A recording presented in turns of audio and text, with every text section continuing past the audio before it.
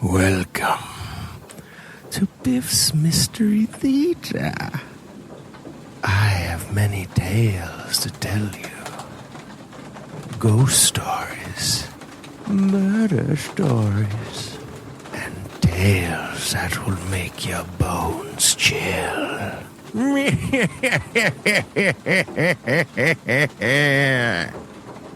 Join me, won't you?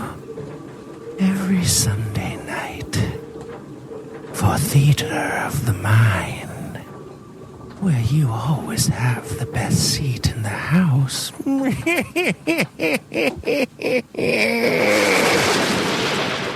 now for tonight's tale. Now close your eyes and turn off the lights.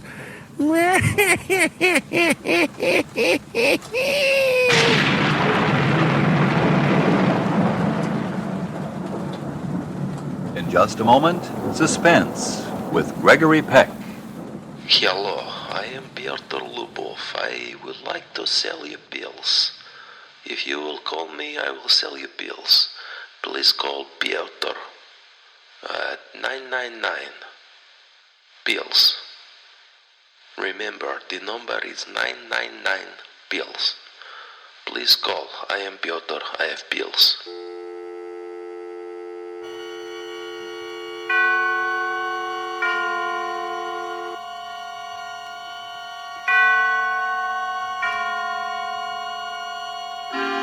Suspense.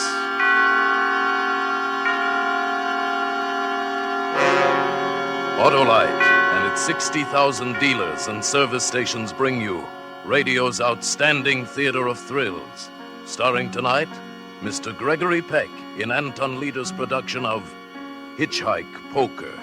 A tale well calculated to keep you in suspense.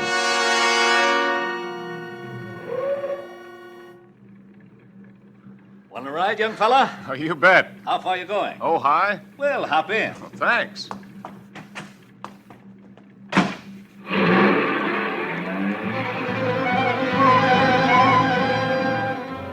That's how I met J. Stewart Belden in his canary yellow convertible.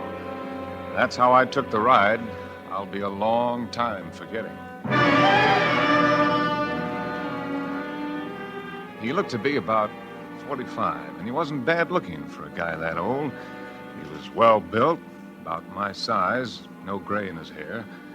And that coat he was wearing, boy, I'll bet plenty of camels went under the clippers for that one. So you're a student, eh? I graduate from Berkeley this year. I suppose you're a vet. Oh, yes, more than half the guys are vets. What's your name, son? Ridge Fowler? Married? Not me. Don't tell me you're a woman hater. Oh, no, it's not that. It's just, well, I have enough trouble feeding myself. I said the same thing years ago. But you'll change your mind when the right girl comes along. 9B 1863. Dud. Huh? Oh, didn't you ever play license plate poker? License plate poker? Never heard of it. It's just like regular poker, except instead of drawing cards, you draw license plates. Now, I drew that hand. There was nothing in it. Next card we see will be your hand. Here comes one now. Watch the license plate. 4J3134, 2 pair, 3s and 4s. You beat me. Hey, that's a good game. What are the stakes? Well, make it easy on yourself. Shall we say $100,000 a hand?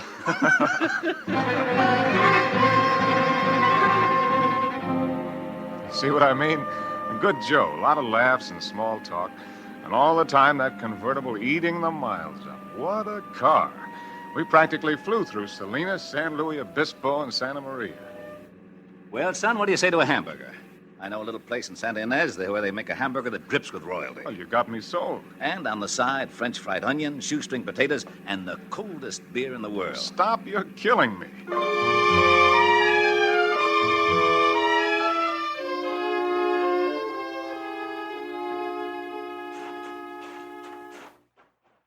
Now, tell me, did I overrate the place? Boy, that was terrific. The trouble is they give you too much food in there. I've got to quit eating like that. My clothes are getting tight, especially this coat. Well, that coat sure is a beauty.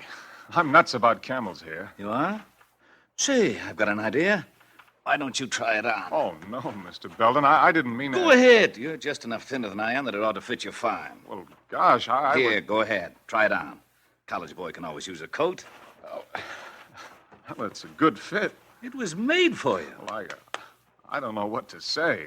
That's a coat for a king. Well, I guess that makes you a monarch then, son. Because it's your coat now.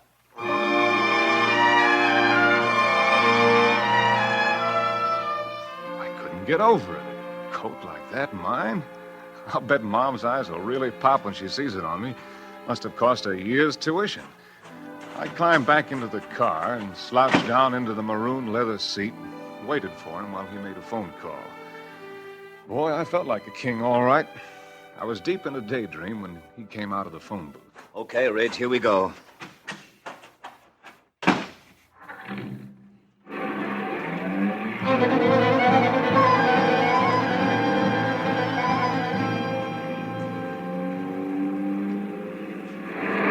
Hey, look, a straight.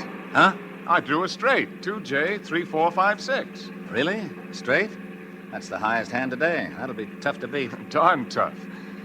Well, we drove for quite a while, not talking much. We'd left Highway 101 at Santa Ynez, where we got the hamburgers. There weren't many cars on the road, and Belden hadn't been able to draw anything to beat my straight. In fact, he seemed to lose interest in the game. He was concentrating on the road. It was a treacherous road, curved and high, full of hairpin turns, but he handled the car beautifully, taking those curves fast but sure, never slowing down a bit. Well, I like speed, but all of a sudden I felt nervous, the way he was hugging the edge. I turned to look at him to say something, and the words stuck in my throat. He changed. No more the smiling host. Instead, he was fastened to the wheel like a hawk.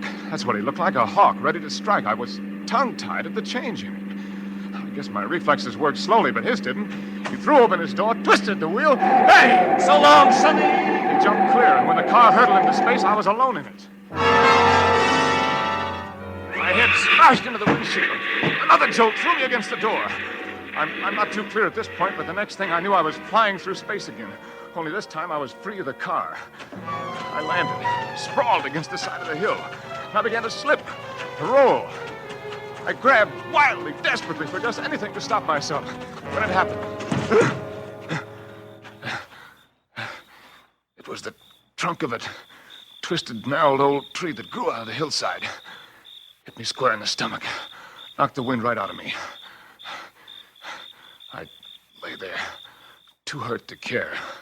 It was a minute or two before I got up enough breath to move. Finally, I edged my way up the cliff, hand over hand. It was brutal, but I was surprised to discover that I hadn't fallen as far as it seemed. I was climbing around a bulge of boulders not more than 8 feet from roadside level when I looked up. There was Belden, a gun in his hand. I ducked and the bullets scaled off the boulders. He wanted me dead, that was for sure. He wanted to kill me. Why? Why? I waited, crouched. Then I heard the horn. I came out from behind the boulders, crawled up on the road. Belden was nowhere in sight. I didn't see what kind of a car it was. I didn't even think to look. All I saw was he beat my straight. 4L5555. That was the license. 4L5555. 4 of a kind. All of a sudden, I was shaking.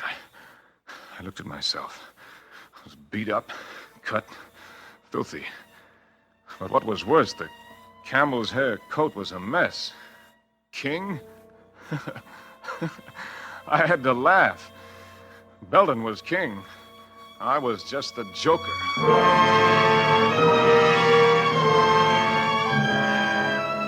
My back hurt, my head throbbed. I ached all over. But I walked every inch of the way back to Santa Ynez. It was dark by the time I got there. When I stood in front of the police station, I realized for the first time the meaning of the word sanctuary. I took a deep breath. I wanted to tell the police as straight a story as possible. I opened the door. Just relax and get the vote. There he is, officer. That's the boy who stole my car, forced me out, took my coat. Just look in the side pocket of the coat. You'll find my wallet.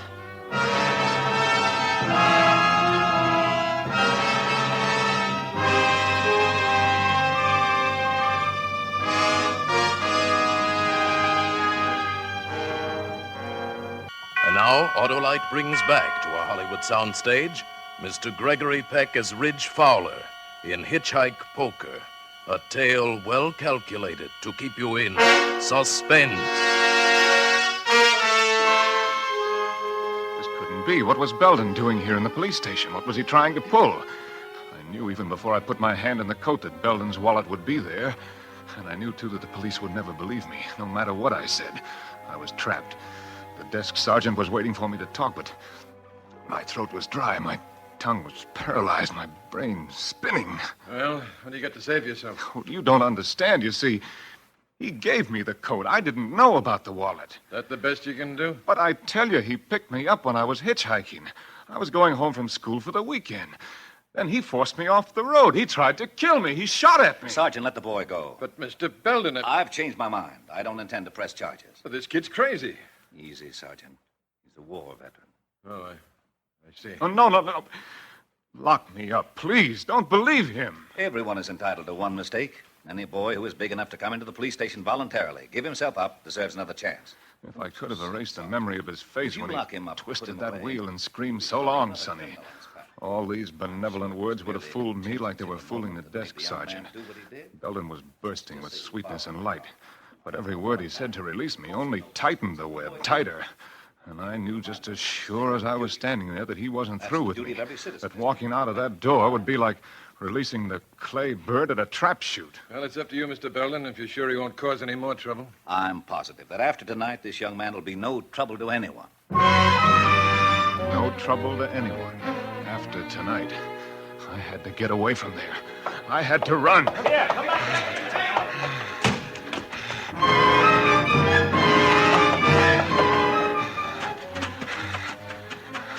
I don't know how long I ran. I didn't know where I was. The town was behind me. I stopped, out of breath. I tried to light a cigarette. My hands shook like I had the palsy. It was like the South Pacific. Snipers and trees, but what trees? Where?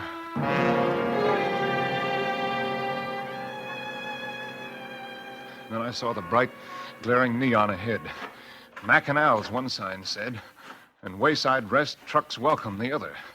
Just a dinky service station and a lunch wagon, but it was an oasis to me. Howdy. Hey, what's the matter, Bud? You sick? No, I'm all right. You sure look green around the gills. Been in a fight? How soon will the trucks start coming through? You got a long wait, about 2-3 hours. Been in an accident? Look, mister, I've got to get a ride to Ojai. Do you mind if I hang around and wait? No, I don't mind. Won't do no good, though. Ain't allowed to pick up riders, company rules. Might be lucky and catch a wildcatter, but I doubt it. Oh, thanks. You sure you're all right? Maybe you better go next door and get yourself a cup of coffee. Sure look like you could use one. Yeah, that's a good idea. Hey, if a ride turns up, I'll call you. Thanks, Mac. Oh, I'm not Mac. I'm Al. Mac works days. Well, I felt halfway decent when I came out of the lunch wagon. I'd cleaned myself up and reduced my capital to 15 cents. Al had a customer. Gas and oil, that'll be $2.80. Hey, Bud, come here. Huh? I got you a ride to Ojai. Oh, you have? Who with? The little lady here. She's been driving all day, got an awful headache. She's going straight to Ojai. Here's the fella I was telling you about, lady, that needed a ride to Ojai. Oh, I'm afraid you misunderstood. I just said I wished I had somebody to drive me. Oh, well, I don't blame you for not wanting to take a rider, but I'd appreciate it if you'd change your mind. I've got to get to Ojai tonight. Well, I am tired. Oh, go ahead, miss. He's a nice fella. Well, if you'll vouch for me. Now, wait a minute, lady. I don't vouch for anybody. All right. I guess it'll be all right.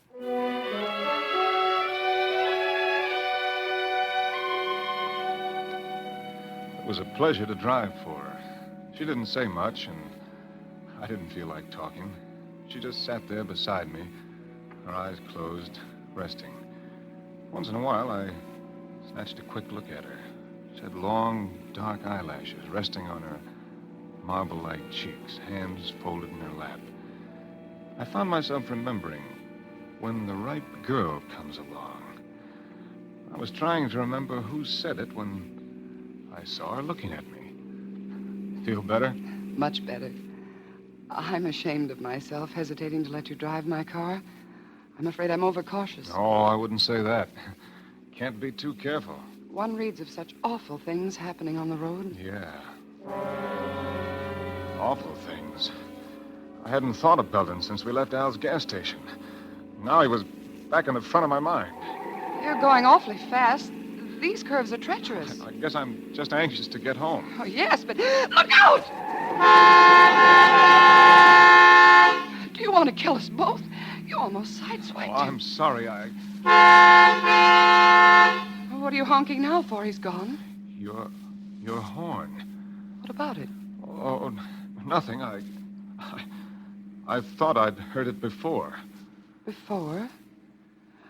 Look, maybe I'd better drive. Oh, no. I'm sorry. I'll be all right. I'm sorry. They'd be sewing up my sleeves if I didn't get a hold of myself. I must have been crazy, thinking that her horn was the same as the one that had honked for Belden when I was hanging on the side of that hill. It was just a horn. A lot of horns sound alike. I tried to steady myself. I didn't want her to catch on how rattled I was. I turned to her to apologize. She was putting a cigarette in her mouth, but it was purely automatic. She was sitting up straight, tense. Her eyes were glued to the road ahead. Then it hit me. I'd been over this road earlier tonight with Belden. Suddenly, it loomed up, that wide bank curve just ahead, the spot where Belden had tried to kill me. My hands froze on the wheel. I held my breath, and then I saw her hand reach out. What are you doing? Let go of my wrist. What's wrong with you? I was only reaching for the cigarette lighter on the dashboard. Oh. I'm sorry. That curve back there, it... Pull over and stop. Huh? Pull over. I'm going to drive.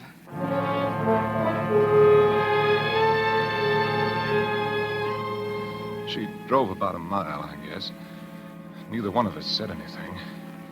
Then, without any warning, she took a sharp turn off the highway and down a rutted dirt road. Hey, miss, you're leaving the highway. We better stop a while. You don't look so well. Oh, I'm all right now. You don't look it. Better have a drink. I'll reach in the glove compartment to find some scotch. Oh, no, really, I'm all right. Well, then maybe I need it. Maybe it was the drink. Maybe it was the girl. Maybe it was just relief. But I felt peace for the first time that night. I watched her inhale. The glow from the cigarette lit up her high cheekbones. I couldn't see her eyes until she turned her head. What's your name? Ridge. Mine's Virginia. Hi. Hi. You must think I'm pretty much of a jerk the way I've been acting. It's all right. Things like that happen to everybody. Yeah, I guess so. Look, I'm all right now. I could drive. What's your hurry? Well, I thought... What's the matter? Don't you like to sit here with me? Well, no, it's just... I thought you were in a hurry. I'm not now. Are you? No. No, I'm in no hurry at all. She didn't seem to be moving. It was so gradual. I caught a trace of warm perfume in her hair. She smiled at me. One of those elusive smiles, half innocent, half... Her head touched my shoulder. I accepted the invitation. I like you, Ridge. I like you a lot. Yeah. You know, tonight back in the filling station, when I first saw you, What's the matter, Ridge? The miniature license tag on your key ring. Yes? 4L5555. Four of a kind. Four of a... You play license plate poker? I'm afraid so, Ridge. 4 5s. The license of the car that picked Belden up after he tried to kill me. That's right. Then you're in it with me, Sonny. I fell right out of the car, hard, my face buried in the dirt. I didn't black out, but it would have been much easier if I had. Only my mind functioned. Everything else seemed paralyzed. Well, you took your time getting here. I was delayed. You were supposed to be here waiting. What if I hadn't been able to keep him? Oh, I knew I could depend on you, darling, to detain him. What is that supposed to mean? Did you have to go as far as you did? Did you have to let him kiss you? Do you know a better way to keep a man on ice? Perfect wife, a little helpmate. Oh, shut up. Put him in the back seat. Now, just a moment, darling. I'm going to do it right this time. There'll be no slip-ups. You fool! Put that gun away. Why? Don't you realize if a bullet is found in the body, it won't be accidental death? You're always so right, aren't you, darling? Only because you're so stupid. Stupid, am I? Who planned this whole thing? You did, and badly. If you'd handled it right in the first place, his body would be burned up by now, along with the car. Now put him in the back. Belden's wife. But what? Why did they want to kill me? Why? Belden picked me up, threw me in the back of the car. Uh-huh. Hand me the wrench, Virginia. Stewart! This time, warm, black oblivion rushed over me. After a second, the pain was gone. And so was I.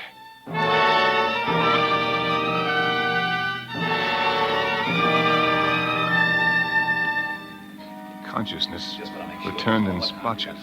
Oh, we've plenty. My head was like a shortwave receiver, now static, now clear, now clear, now static, now.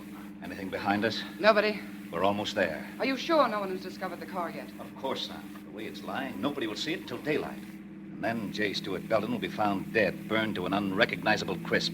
We can shake this place, go to South America. You can go. I have to stick around, remember, to collect the insurance and pretend I'm heartbroken you're dead. Will that be so hard?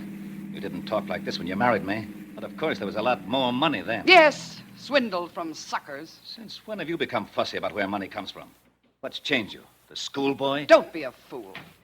All right, we've got to work fast. Give me a hand with them. Wait. Huh? Here comes a car. The end of the line. But anyway, now I knew why. I was a stand-in for a corpse. Do you have your wallet? I'll put it in this pocket as soon as I get him out of the car. All clear? Yes. This was it. They were on either side of me. I had to think straight. My body still felt numb. One chance. If only my muscles coordinated, I'd wait till he dragged me out of the car, and then I'd fight. Virginia, get the gasoline can out. I felt him grab me under the armpits. I opened my eyes just in time to see that murderous wrench in the girl's hand. As she brought it down, my eyes closed. Oh! Hit me hard, but it wasn't the wrench, it was Belden. The wrench had folded him up, and he collapsed on top of me.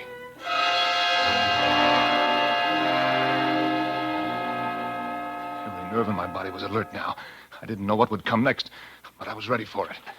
She pulled Belden's body off me. She wasn't aware of me watching her. She was too busy dragging Belden over to the rim of the cliff. She was transfigured with hate. Well, Stuart, that's how you planned it. Accidental death! And then she kicked him, and he disappeared over the edge. I didn't wait to see any more. I crawled out of that car, and I started to run right down the middle of the road. She saw me. Wait! Stop! Wait, Ridge! But I kept right on going. I glanced back. She started the car. She was coming right at me. First, I thought she was just trying to catch up to me. Then I realized she was trying to run me down. She was trying to kill me. I was crossing to the left side of the road. She was right behind me. It was just a question of seconds, and suddenly, around the bend, a big truck. I was sandwiched between them.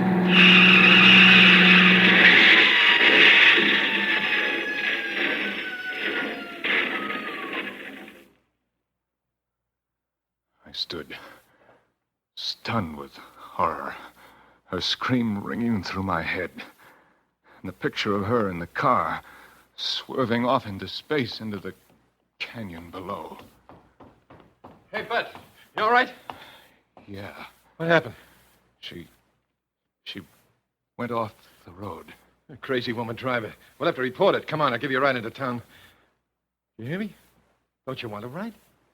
Yeah. Yeah, sure. What are you staring at? Your license plate. CM 1111. Hey, it wasn't my fault. You saw how it happened. 4 aces. 4 aces. I'd won. I'd taken the last hand. But as long as I live, I'll jump out of my skin whenever a car pulls up and a voice asks, Want to ride, young fella?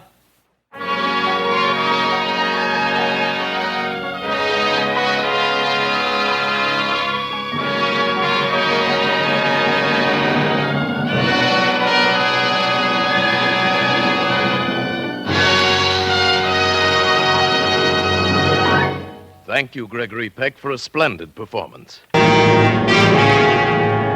Tonight, we escape to a lonely lighthouse off the steaming jungle coast of French Guiana, and a nightmare world of terror and violence, as we bring you again, in response to hundreds of requests, 3 Skeleton Key, starring Vincent Price.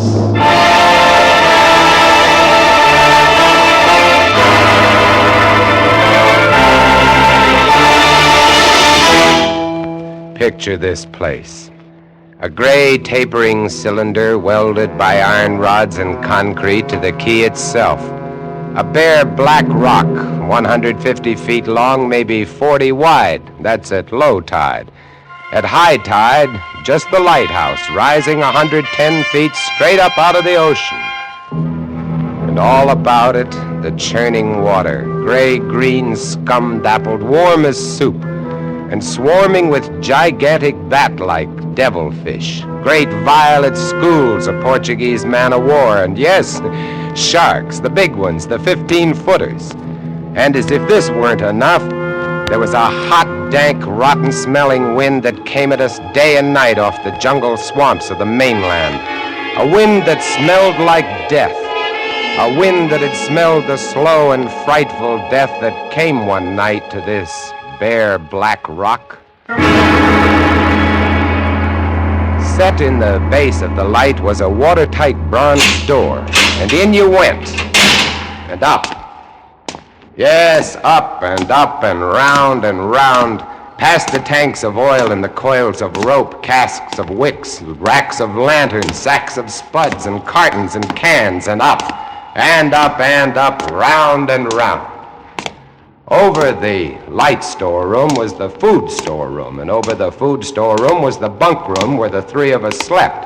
And over the bunk room was the living and cooking room, and over the living and cooking room was the light. She was a beauty, big steel and bronze baby with the sun gleaming through the glass walls all about, bouncing blinding little beams off the big shining reflectors, glittering and refracting through her lenses, the whole gigantic bulk of her balanced like a ballerina on the glistening steel axle of her rotary mechanism. She was a sweetheart of a light. And at night she'd lie there on the stone deck of the gallery with her revolving smoothly and quietly over your head, easing her bright white eye 360 degrees around the horizon. You'd lie there watching to see that the feeders kept working, that everything ran right. And it wouldn't be bad, the other 2 fellows snoring in their sacks 2 levels down. You'd smoke your pipe to kill the stink of the wind, and it wouldn't be bad.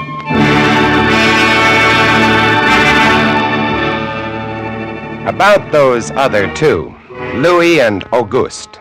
What a pair. Louis, he was head man, was a big fellow from the Basque country, black beard, little hard black eyes, and a pair of arms that I tell you, those arms were as big around as my legs. Yes, head man he was, and what word he let go was law.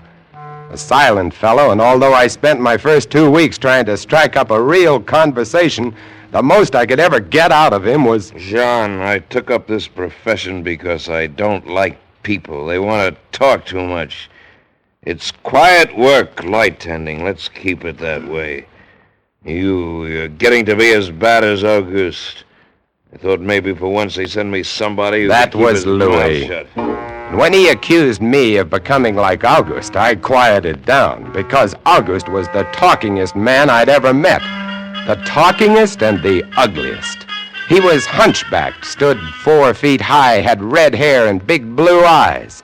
It seems he'd been an actor in Paris. Yes, indeed. Played in over 200 different productions, dear boy, at the Grand Guignol. Oh, but it was monstrous horrible, the way we used to scare the audiences. I was hated. Yes, they used to throw things and hiss and bare their teeth at me. Finally, it got too bad. I couldn't stand it any longer. I gave up the theater. My nerves, you understand. Yes, gave it up completely. I really did. Couldn't stand it any longer.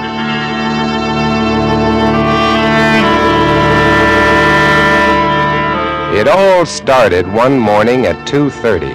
I was on watch, lying on the cool stone deck, pulling on my pipe, staring out at the blackness, the phosphorescent combers, and the big yellow stars, when out of the corner of my eye, I noticed something show up for a second, something the light had touched, far off.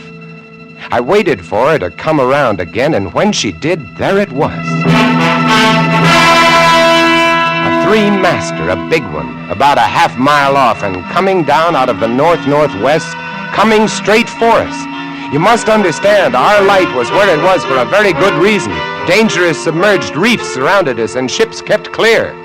But this one, this sailing vessel, was coming straight on. I went over to the gallery door and yelled, "Louis! Louis!" Couldn't understand it. I waited for the light to come around again. What is it? Ship headed for the reefs! Coming right up! I had the glasses out now. I couldn't read her name, but I could see her quite plainly. All sails set, the foam creaming away under her bow, her beautiful lines. A Dutch ship, I guessed her. But why didn't she turn? Every time it passed, our light hit her with the glare of day. Ship? Where? Northwest. The light will touch her in a moment. Can't they see? Look at her. She just keeps coming on. Yeah, the squarehead. What is it? What is it? Watch northwest. I know what it is. Huh? What? The Dutchman, the Flying Dutchman. We did a play about her once. Oh, what a performance. You ghastly galleon, hag-ridden, curse-striven, must on. Shut up, will you? She's luffing. Yes. Sloppy way to come about. She's derelict, that's it. Derelict? Abandoned. The crew left her for some reason or other. But instead of sinking, she's gone on, running before every wind. She'll not run long. Not with these reefs to break her up. A beautiful ship. Now, why would men leave a beautiful ship like that? She didn't ram us, although we all expected it. But as we waited for the crash, she luffed again, caught some odd gust, and went about. We watched her the rest of those black hours, heeling and rocking, pushed and pulled by every stray wind, every freak current. Watched her until the dawn came, till the sea turned from black to a pearly gray. And on she came again, heading for us. We all had our glasses trained on her now. August, you can kill the light. Right, Chief? She doesn't look so good by daylight. Think she'll ground this time? What? I say, do you think she'll ground this time? Huh? This is impossible. Absolutely impossible. What? Here, take my glasses. They're better than yours. All right. And what is it you're... I had to focus, and then my breath froze in my throat. The decks were swarming with a dark brown carpet that looked like a gigantic fungus, but undulating. And on the masts and yards, the guys and all were hundreds, no thousands, I don't know, an endless number of enormous rats. See them? Yes, I see them. Now we know why she's derelict. Yes, now we know. What are you two doing? Here, give me a look. Yes, give him the glasses. Take a good look, chatterbox. Give you something to talk about. She's still heading for us. Yes. She's going to turn. She better turn soon. Suppose she doesn't. You mean suppose she piles up on the quay? It's low tide. Yes. Yes, it is. Where's all the conversation, August, huh? Here, want the glasses again? No. Want another look? No! She's still coming on. Go away! Go away! Turn! Will you turn, I say? I pray you, turn! She's climbing up. The rats! Look! On the water! Like a carpet! They're swimming. Sure, they're swimming. Those are ship's rats. But they're swimming for the rocks. The door below! It's open! Come on. Down we went, racing down the stone stairs, taking them 3 and 4 at a time. Scared? You bet we were scared. August, you get the windows. Maybe they can climb. We don't know. Right, Chief. But hurry! Hurry!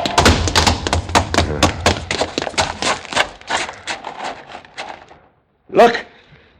See them? No. Oh, yes, I do. Up at the other end of the rock. Look at them. Millions. They smell us. Here they come. Close the door. I can't. It's stuck. Here. Let me. Oh, move. You move. He made it. Holy. That was close. One guy in. Look, there. Get him! Watch it. He's kicking.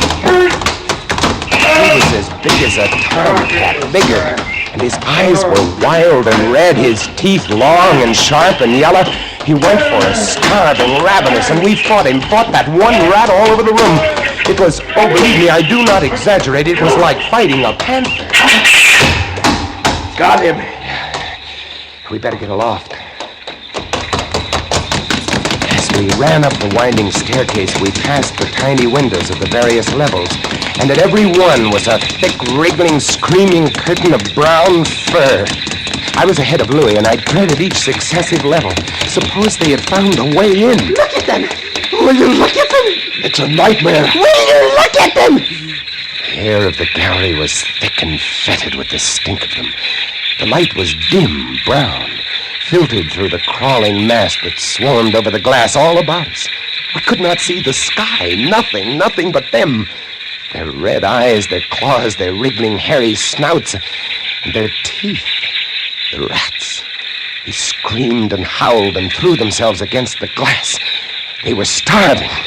And we three, we stood very quietly. Oh, very quietly in the center of the classroom under our beautiful light. And we waited. What can we do? What can we do, Chief? Take it easy, old man. Take it easy. I just can't. It won't do any. Won't do any good to stand here and shake. That's right. Anybody want a cigarette? Yes, I have one, thank you. Good boy. We've got to keep calm about this thing. Here's a light. They don't like the fire, do they? Guess not. Give me another match. You don't like that much, do you? Don't rile them, August. Give me some more matches. I'll strike them and strike them and strike them until they get scared and go away. They won't go away. Not until... Finish it, Chief. Not until what? Not until they've been fed.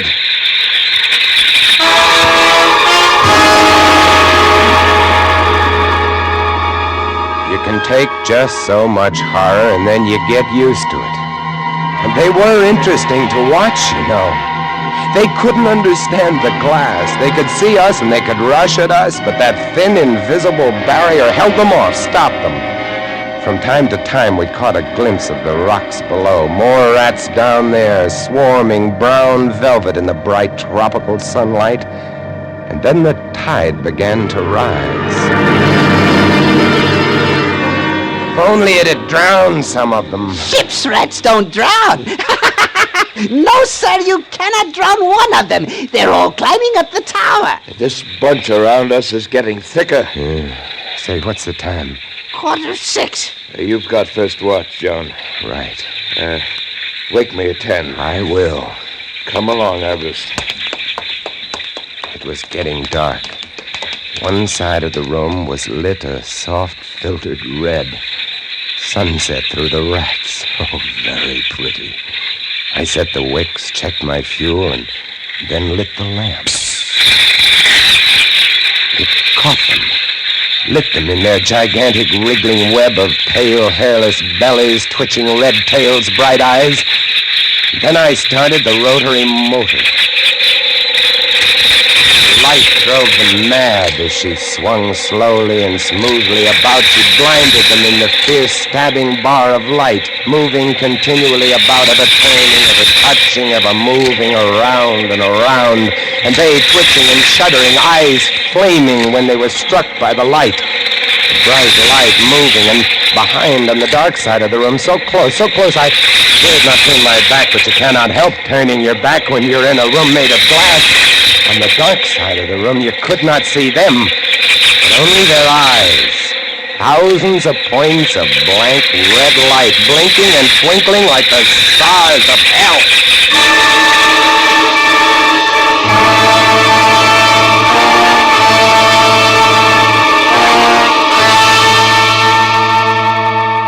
Louis relieved me at 10, but I didn't get much sleep that night, and when I came up into the gallery early next morning, there stood August, his back to me. He was bowing to the rats, waving his arms and making a speech. I am going to play once again that magnificent role which made me the toast of the Paris theatre. Prelotte, the evil genius of the medieval underworld. I am he who did guide the dark soul of the Marechal into the nether paths. Do not be frightened, little children. I will not hurt you. I stood staring at him, horror-struck, but he didn't notice me. The man had gone mad. He kept turning, telling his stories to all the rats, leaving no one out. August! August! Ah, another one. A latecomer. Take a seat on the aisle, dear patron. August, move over there. Let the gentleman be seated. He didn't stop. Come. He went on, bowing and scraping to the rats, his big blue eyes rolling and winking, his wild red hair waving about him. I grabbed him by the arms and slapped his face. He looked at me like a child, and then his face screwed up. He looked as though he were about to cry. Go below, go on. Oh, very well then. Later, my dear audience, later. Matinee today. Sure, he was crazy, but I guess we all were. A few hours later, he came back up and caught Louis and me teasing the rats. Yes, sounds horrible. It was fun. We could get right up against the glass and make faces at them. It drove them crazy. They would scratch away trying to get at our eyes. Louis was even cuter about it. He'd pull a piece of bread out of his pocket and press it against the glass. The rats would scramble into a solid ball, biting each other, clustering like grapes. From time to time, a whole knot of them would slip and fall 110 feet to the surf below. Look at the sharks! They're eating them. The sharks are our friends. Here, I'll get another bunch together. Here, my beauties. That's it. Pile up. Kill each other. There they go! Auguste joined in, too. Oh, very ingenious Auguste. He learned that if he spread-eagled himself against the glass, they'd bunch and bundle against his figure. Then he'd leap back. Look! My portrait in rats!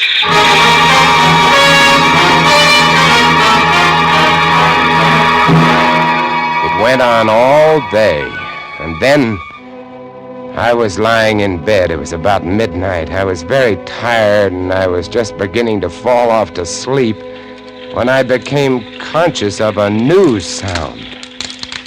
Couldn't figure it at first. I got up, lit the lamp, and went to the window.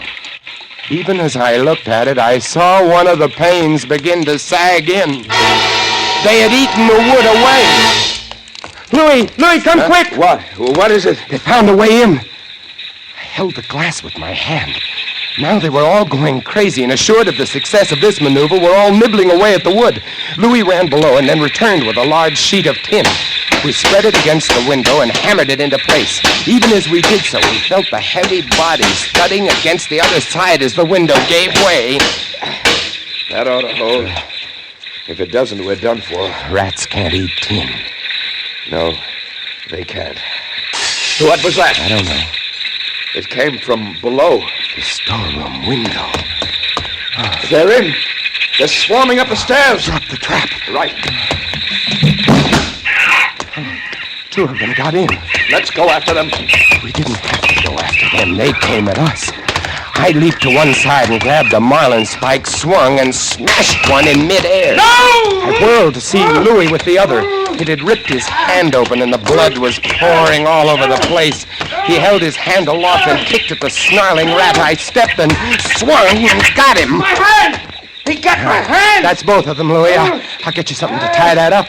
Blood! Look at it! My blood! I'm bleeding! Now, don't worry about it, Louis. Here, look. I'll wind this kerchief around it. It'll be okay. Blood! There, now. It's not bad, just the flesh. And then I became conscious of another new sound. They were gnawing their way through the wooden trap door. I watched the wood fascinated. Even as I did, it began to give way, and a bristling, whiskery nose showed through. Louis, we've got to go up. Next level was the living quarters and kitchen. I slammed the trap door there, too, but it, too, was wood. My blood. What are we going to do? I don't know. We'll be through this one in a moment. The gallery. The trap door in the gallery is metal. Good. Come on. We made it. We lay across the trap door exhausted. While below us, the rats took over the entire tower. I could hear them howling and fighting over our food supply, our water, our leather. And all about us, the others screamed and glared in at us, swayed in a tangled mass, hypnotized by the ever-turning light.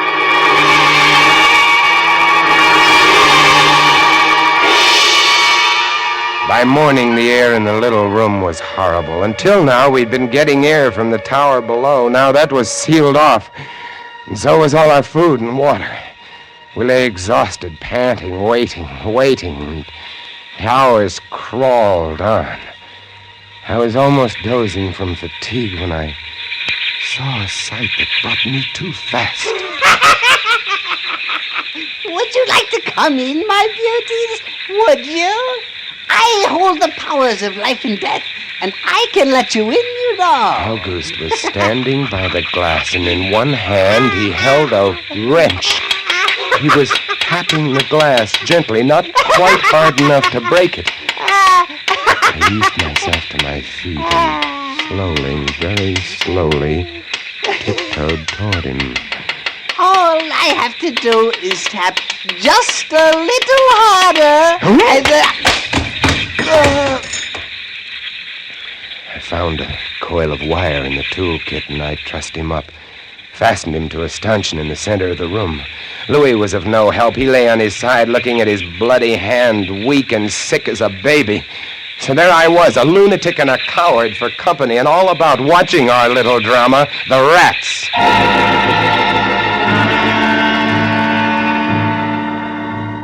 The day dragged by. The supply boat wasn't due for another 12 days. I don't know what they could have done if they had come. We had only one way of summoning them, and that was to shoot off distress rockets, but the rockets were 4 floors below. And even if they'd been right there in the gallery, I couldn't have opened a window to fire them.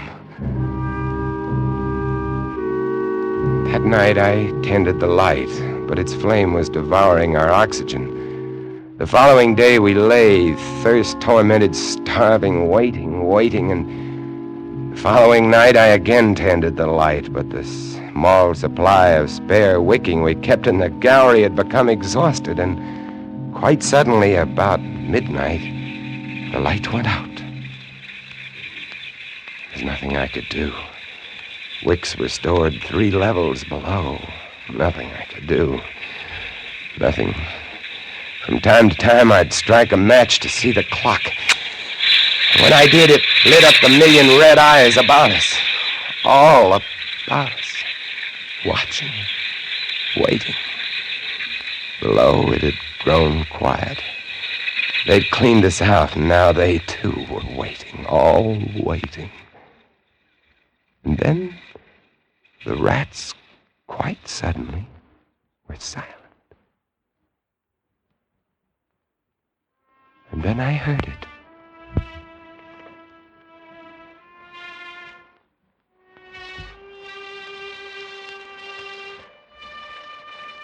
And then I saw the sky and the stars. The rats were gone. I went to the glass. Out there on the water, a small freighter, a banana boat, showing a few lights, came softly and innocently at us. The light was out. They didn't know. I wanted to open the windows, to call out to them, to warn them somehow, but I was afraid. What if the rats were hiding from me, tricking me? So I waited. She grounded very softly on a reef not 200 yards from the quay. Grounded so gently that the man playing the cornet, was he a passenger or crewman off watch, didn't even stop playing. They tried washing her back off. I could have told them to save their fuel. The tide was rising, would have floated her free. And I waited.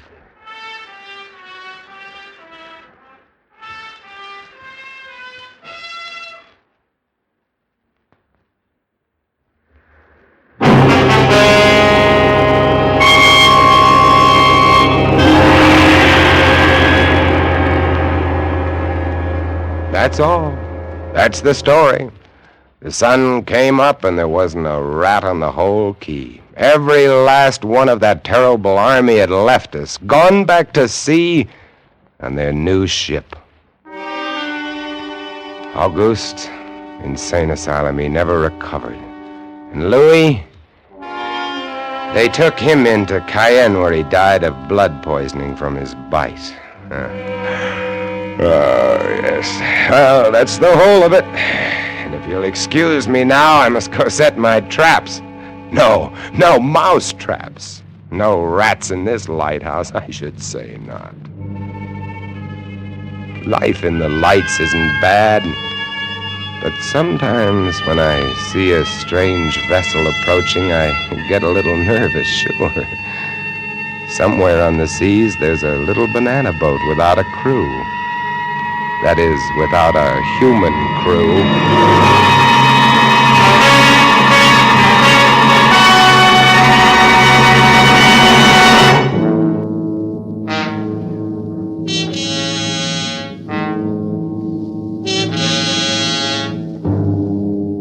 You are groping through the midnight darkness of a gigantic department store. 100 eyes are staring at you. 100 hands are reaching for you. And your most urgent desire is to escape.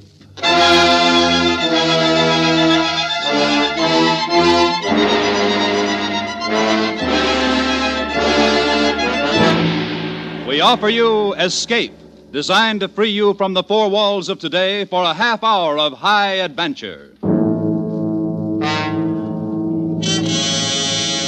Tonight we escape to a fantastic world of night dwellers, as John Collier imagines it in his eerie story, Evening Primrose.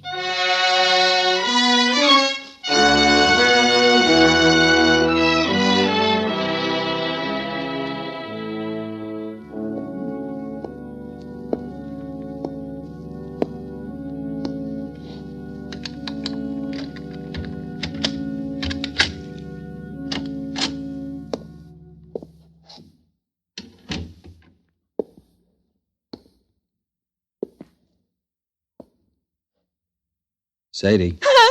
Sadie, what's the matter? It's me. Oh, you nearly scared me to death. What do you mean coming in so quiet? I didn't mean to scare you. I thought you'd be asleep. I didn't want to wake you. Oh, Sam, I'm glad you're home. Hey, what's the matter? Oh, it's terrible. You gotta do something, Sam. What's terrible? It's this. Just look at this. What's terrible about that? Looks like an ordinary pad of paper to me. That's just it. That's what I thought, too. But it's got writing in it. It's awful. Now, wait a minute. Maybe you better tell me what this is all about. Well, today I went shopping at Bracey's department store. Yeah? I needed some writing paper, so I picked this up. It was on top of the pile, and I bought it, and I brought it home. So? But tonight when I opened it, I found it's got writing in it. Well, that's nothing so terrible. Just take it back tomorrow and make them give you a new one. No, you don't understand. It's what's written in it that's so terrible. What do you mean, what's written in it? Here, you gotta read it. Oh, Sadie. No, right now. Now read it. Look, Sadie, I'm tired. I've been bowling all evening. Please, Sam, please, just read it. All right. For Pete's sake. Sam. October 13th. Today I made my decision. I decided to say goodbye to the world. To get out, leave, break away. And I have done... Sadie, this Sam. is... And now I am free. Really free. Yes, I am free at last. The world is an intolerable place for a poet. I was broke, starving at my wits' end. And then I had the brilliant idea. I'd escape to a place where I had no need to earn a living, where I could write to my heart's content in peace and security, and where everything was free. And where is this place?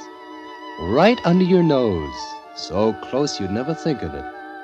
I am now living in Brace's department store.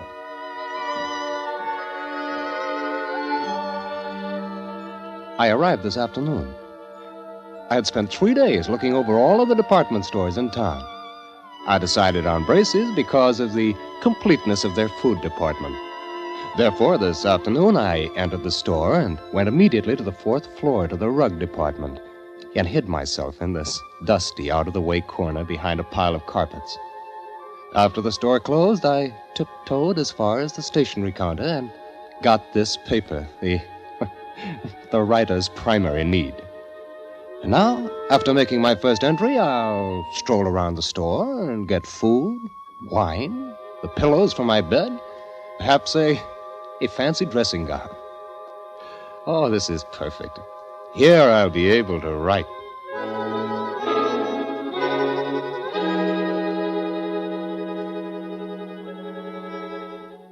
Dawn, October 14.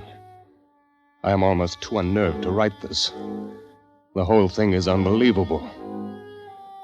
After the store was dark and completely quiet, I crept out and started for the food department. One's steps echo hollowly in an empty department store at night, and I found myself gliding along the floor on tiptoe, moving as silently as possible.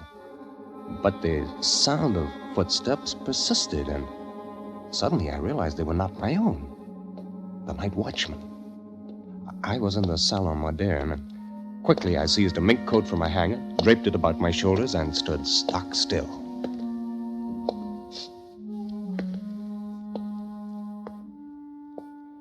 I could have reached out and touched him, but he passed without so much as a glance. I started to smile, but the smile froze on my lips.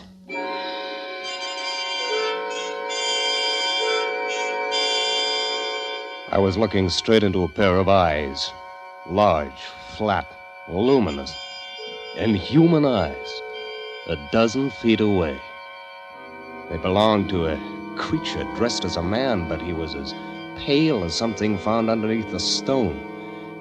His hands, hanging motionless at his sides, looked more like the fins on a fish than human hands. Not bad. Huh? For a beginner. Oh, I'm sorry. I didn't know anybody else lived here. Oh, yes. We live here. It's delightful. We? Yes, all of us. Don't you see? Huh? Look around you.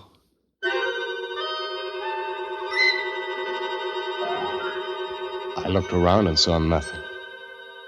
I looked again and saw an old one come clambering out from behind a clock. There were 3 elderly ingenues, incredibly emaciated, pale as lace, almost transparent, simpering before a perfume counter. A chintzy lady swam out from the curtains and drapes, and they came swarming thick around me, pale, thin, wispy, moving silently, fluttering like gauze in the wind, whispering. A detective. Send for the dark men. They were pressing around me, clawing, holding me, their pale faces contorted with venomous, inhuman hatred. I was paralyzed. All I could do was repeat over and over again, I'm not a detective, I'm not. I'm not a detective or a burglar, I'm a poet. Then what are you doing here? I've renounced the world. I came here to live where I could be alone, away from the world. Why, then he's come over to us. He's just like us. Come over to us, the poet. He must meet Mrs. Vanderpant. Yes, Mrs. Vanderpant. She's coming now. I followed their eyes toward the balcony, and the hair on my neck rose again. There, coming down the wall like an ancient spider, clambered an old lady, wrinkled and cracked and emaciated. She must have been at least 80, a shadowy matriarch. And the things around me bowed and scraped as she reached the floor and floated toward us. What's going on here? Where is that stupid girl? What's keeping her? Oh, Mrs. Vanderpant. Well, what is it? Who's this, Mr. Roscoe? Mrs. Vanderpant, may I present Mr. Snell. Charles Snell. Yes, Mr. Snell. He's a poet. He has come here to live. Oh, he has he? That's what he says, and I believe him. Well, He avoided the night watchman quite neatly. For a beginner. Thank you. Very well. We shall see.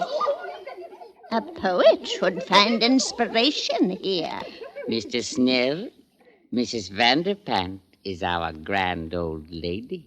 I am quite the oldest inhabitant here, Mr. Snell. 3 mergers and a complete rebuilding. But they didn't get rid of me. Where is Ella? Where is my broth? She is bringing it, Mrs. Vanderpant. It will come. Terrible little creature.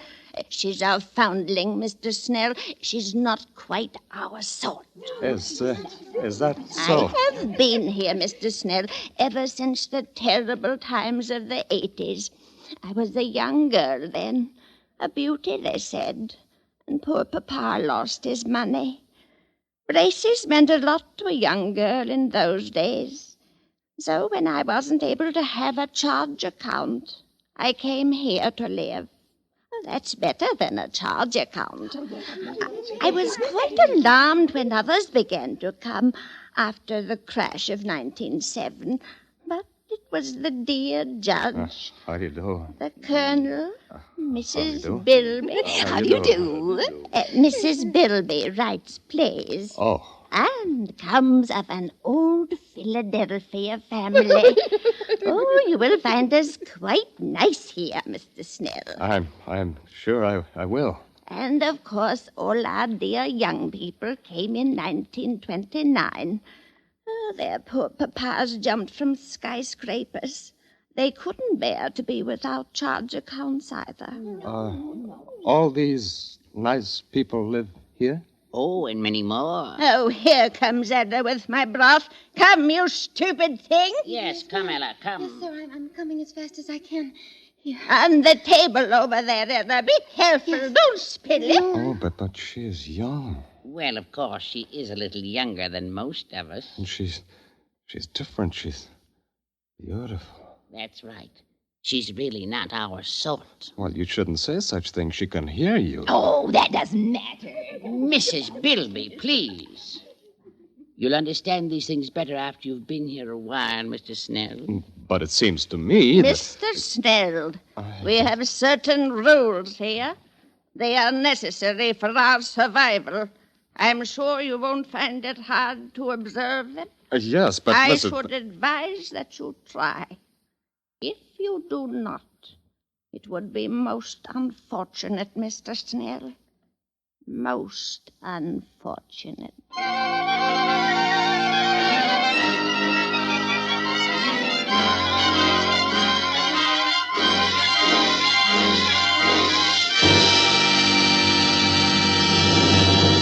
October 15. I planned to quit my hiding place, mingle with the crowds, and leave Braces forever.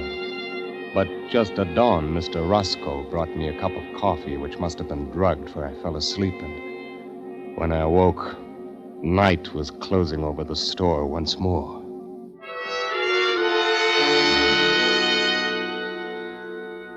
Later, I have spent my second night here. I saw Ella again.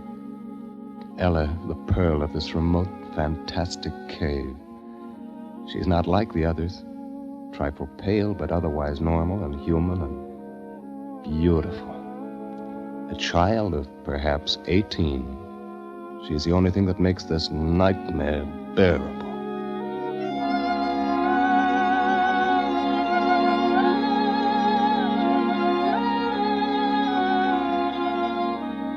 October 20. Escape is impossible because of the dark men. Who are the dark men? I don't know. But the inhabitants threaten any transgressor with these dark men. Speaking to the night watchman would be suicide. I'm convinced that neither Ella nor I could get out of here alive. She and the night watchman are the only real people here. And how the others hate the night watchman. Odious, vulgar creature. He reeks of the coarse sun. Oh, come now, Mrs. Bilby. He's really a personable young man. He's very young for a night watchman. Mr. Snell, sometimes I wonder about your taste. You must not stay so much to yourself. You must become better acquainted with our ways. That's quite true. You must come to the play tonight. We're going to be entertained with one of Mrs. Bilby's tragic comedies, Love in Shadowland. I'm sure you'll enjoy it. I'm sure I will. It's really a festive occasion, you know. Wanamaker's is coming over. Wanamaker's? Yes. The entire colony over at Wanamaker's is coming here en masse to attend the play. You mean there are people living in other stores? Oh, dear, yes. Didn't you know? Of course, the best people live in Bracey's and Wanamaker's. Oh, come now, Mrs. Bilby. There are some very nice people at Altman's. I beg your pardon, Mrs. Bilby. Oh, hello, Ella. Good evening, Mr. Snell. Well, what is it, Ella? Please, ma'am, I'd so love to see you play tonight. May I have your permission? Certainly not. You know better than that, you stupid creature. You know where you belong. In the basement by the garbage cans. But, Mrs. Bilby... Hush, Mr. Snell. Ella, you're becoming entirely too forward of late. I'd advise you to watch your step. Remember the dark men. Oh, no, please, Mr. Roscoe. I'm sorry, Mrs. Bilby. Excuse me. Well, how can you treat her like that? Why do you always frighten her? What is all this about the dark men? Well, you see... Oh, please, Mr. Roscoe, not now. You'll spoil our whole evening. I do so want Mr. Snell to enjoy my play. Very well, Mrs. Bilby. Later, Mr. Snell. But I want to know about the dark men. Later.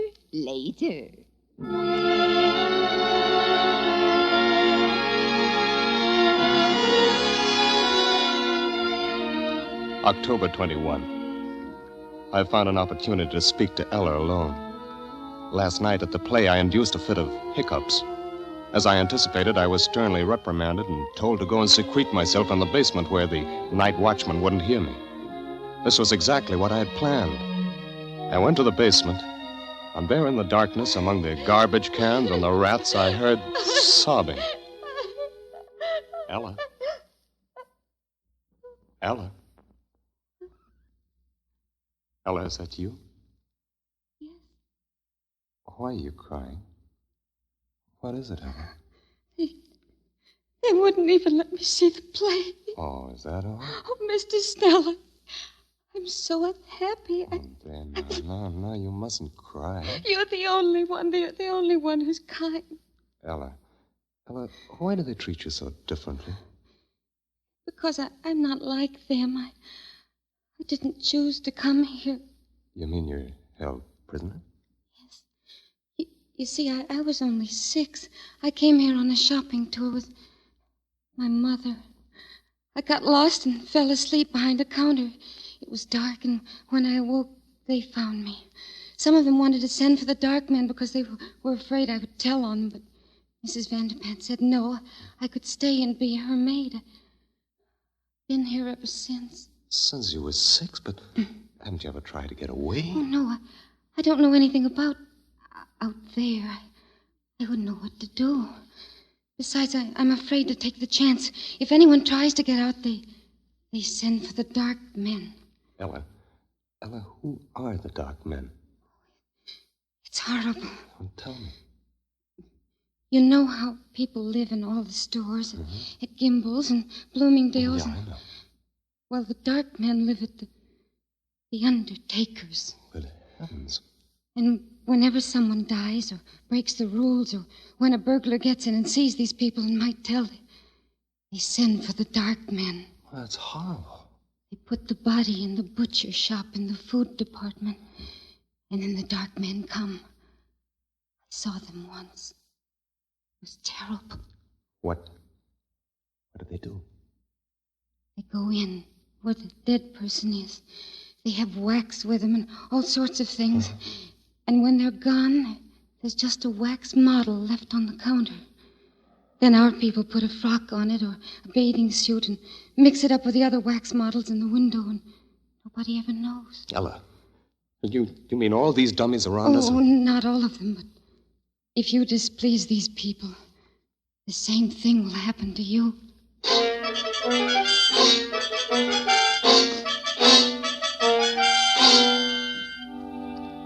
October 30. Once more, I'm frozen with terror. Not for myself now, but for Ella. They hate her. At any time, they might turn against her and send for the dark men. My mind is filled with her. I dream of her every day. I live to see her at night. We've managed it several times. They trust me now and let me roam about without interference. Finally, tonight, I met her again and said it. Ella, I love you. Charles. I love you, Ella. Let's get married, or whatever they do here, and then we can live together in my home in the carpet department. They wouldn't dare hurt you then. Charles. No, don't look so dismayed. If you like, we'll go away from here. Maybe we can get transferred to Bergdorf Goodman's overlooking Central Park. Don't, Charles, don't. You mustn't. But I love you. Please, Charles. Ella, you're not in love with someone else? Charles, yes. Yes, I am. But who? I thought you hated them all. It must be Roscoe. He's the only one that's young enough. Oh, no, Charles, not Roscoe. Especially not him. I do hate them all. They make me shudder. Well, who is it then? It's he. Who? The night watchman. No, that's impossible. I love him. He smells of the sun. Ella. Oh, it was wonderful, the way it happened. Don't tell me, Charles, or they'll punish me. No. I was careless, and there he was, coming around the corner in the ladies' lingerie department.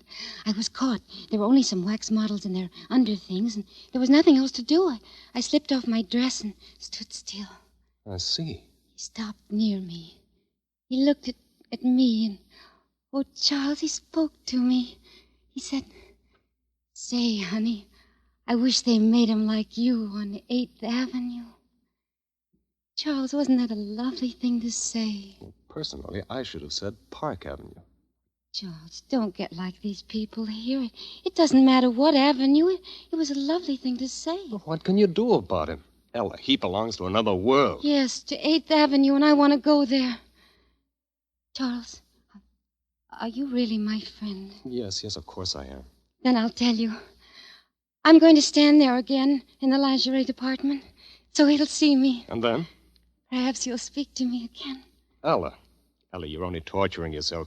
You only think that you love him because you think he'll take you out of here. But you don't know that he will. And I will, Ella. I've made up my mind. Oh, no, Charles, I couldn't let you do it. Even if I loved you, you couldn't do it, Charles. Why not? Because you really belong here. You've become one of them now. Oh, Ella, you mustn't say that. It's true, and... Charles, I've got to go. There's someone watching us, I feel it. Oh, no, wait, Ella. Goodbye, Charles. No, Ella, come back. Ella. Please, Mr. Snell. You'll arouse the night watchman. Roscoe. Yes. Love can be very upsetting, can't it? You heard? Just the last moment or so. Very touching. So, she loves another. Too bad. Who could it be? Could it be that I am the cause of your heartbreak? Oh, you flatter yourself too much, Roscoe. And who? Your judge? Certainly not. The colonel? Hardly. None of those. Not one of the customers? The staff? No, she loves the night watchman. Can you imagine that? She loves the night... Oh? Roscoe, look, I shouldn't have said that. It's not true. You wouldn't do anything. Tell anybody. This is a secret between us, Roscoe. Huh? Between friends, isn't it? Of course. As secret as the grave. Look, she's young. Perhaps he'll leave and she'll forget him. In time, who knows, perhaps she'll learn to love you or me. Of course, in time. And we'll figure a way to keep her safe here. Absolutely safe. Now, don't you worry about it. It's almost dawn. Time for bed. Good morning, Mr. Snell.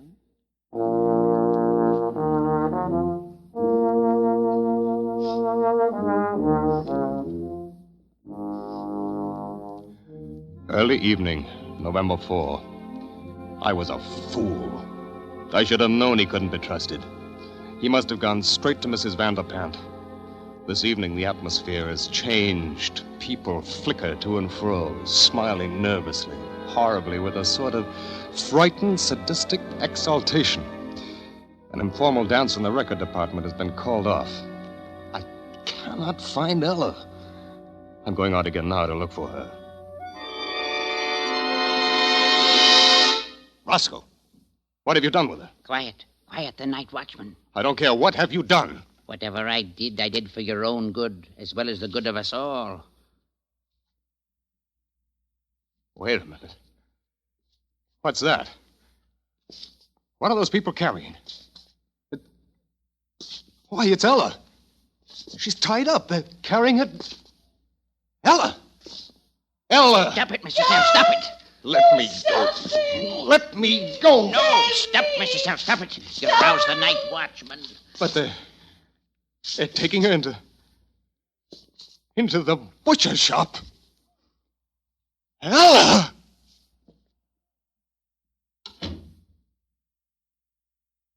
Yes, Mr. Snell.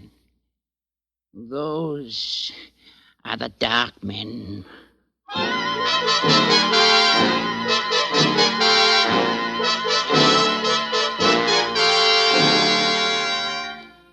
Midnight. I'm scribbling this last entry hurriedly. There and there, in the butcher shop, with Ella, the dark man. There's only one thing to do. I'm going to find the night watchman and tell him he and I will save her if we can. And if we're overpowered, well, I will leave this pad on the stationery counter. Tomorrow, if I live, I'll recover it. If I do not, whoever finds this and reads it, look in the windows. Look for 3 new wax dummies. 2 men, one rather sensitive-looking and a girl. She has blonde hair and blue eyes, and her nose turns up a little. Look for us, and then find them. Smoke them out. Exterminate them. Avenge us. Oh, Sam, isn't it horrible? Wow. We gotta do something. We gotta tell somebody something. Oh, Sam, what'll we do? Do? Nothing. Go to bed. But, Sam... Whoever wrote this has sure got a weird sense of humor, hey? Probably some clerk down at Bracey's ought to be fired. But, you mean you think it's just a story? Are you kidding? You don't believe this stuff, do you? Well, I don't know. I just thought... Ah, forget it, baby. Snap out of it. I shouldn't leave you alone. You get too many ideas when I go out bowling at night. Oh, Sam. But don't you think maybe we ought to just take it back and show somebody? Nuts. It's not worth the bother. They'd laugh at you, baby. They'd think you were crazy or something. Yeah. I guess you're right. I guess it was silly. Forget it. Come on, let's go to bed. I'm tired. Sure, Sam. Golly, you know there for a while I sure was scared. Well, I even forgot to tell you what I was going to tell you.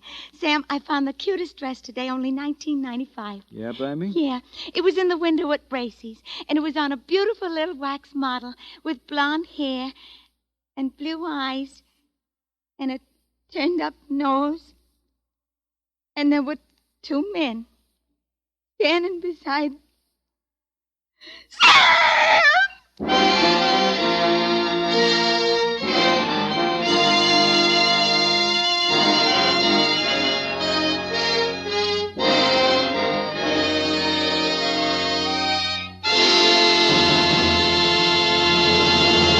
Escape, produced and directed by Norman MacDonald, tonight brought you Evening Primrose by John Collier, adapted for radio by John Dunkel, and starred Ben Wright. Featured in the cast were Georgia Ellis, Harry Bartell, Vivi Janis, Wilms Herbert, Lois Corbett, and Ruth Parrott. Music was conducted by Sandy Courage.